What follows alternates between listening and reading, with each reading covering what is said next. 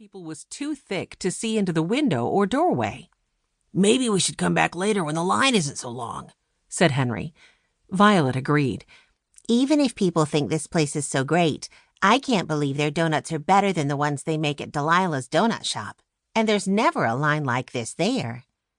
"These doughnuts look crazy," said Benny, coming out of the crowd. "I ducked down and got close to the window, and I saw one that had bacon and syrup on it." "I don't know if that sounds great or terrible," Jessie chuckled, "but I am curious what other kinds they have." As the children watched, people strolled out of the busy doorway carrying small bags and paper coffee cups. "It's really full in there," Henry said, standing on his tiptoes. "It doesn't look like there's any place to sit." "That's weird," said Violet. "I like to sit down and enjoy my food like we do at Delilah's." "I agree," said Jessie. "Why don't we go see what's going on there?" "And get some doughnuts," said Benny. "Do you think they have ones with bacon and syrup?" "Oh, Benny," said Jessie. "You know the real attraction is our friends, Don and Steve. I wonder how they feel about the new donut shop in town." The children turned to leave, but a tall, thin delivery man in a brown uniform was right behind them. He had a two-wheeled hand truck loaded with boxes and was trying to get through the crowd. "Sorry, folks," he said. "Sorry, I need to get in the door. Thanks for moving aside." As the Aldens stepped to the side, one of the boxes started to fall, and Henry caught it. "Oh, nice reflexes, young man," the delivery man said. "Thanks for the help." "No problem," said Henry, setting the box back onto the stack. "Do you need help getting that inside?" The delivery man shook his head. "I should be able to weave my way in. Thanks again." As the man disappeared into the crowd, the Aldens continued on their way. It was only a few blocks to Delilah's. When the four children stepped inside the shop, they breathed in the wonderful smell of freshly made doughnuts.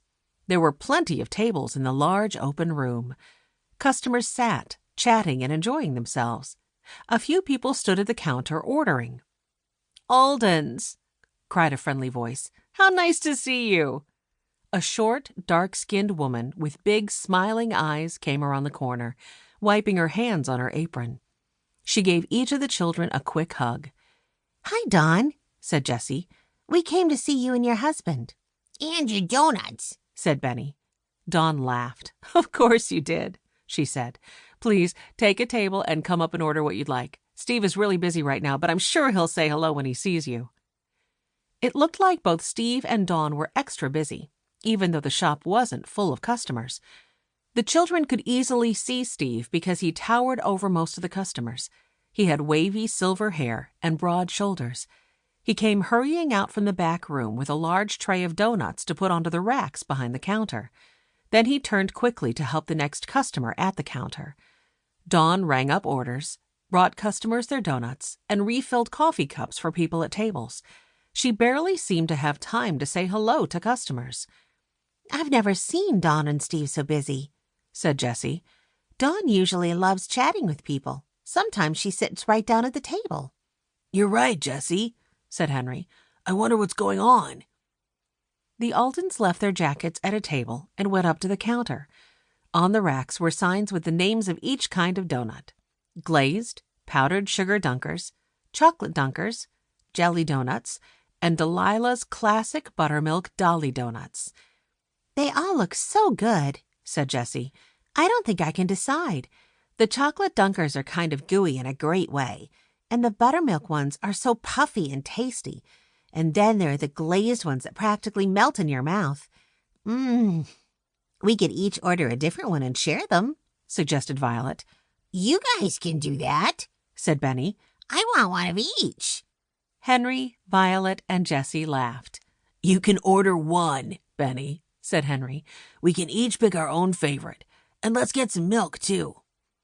All this time, Steve hurried to and fro, carrying trays of doughnuts from the back room.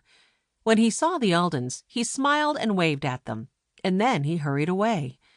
"Oh, poor Steve," said Dawn after she took the children's orders. "Our apprentice baker quit last week, and we don't have a replacement yet. We have more work than we can keep up with right now." "What's an apprentice?" asked Violet. "It's someone who's training for a job," said Dawn.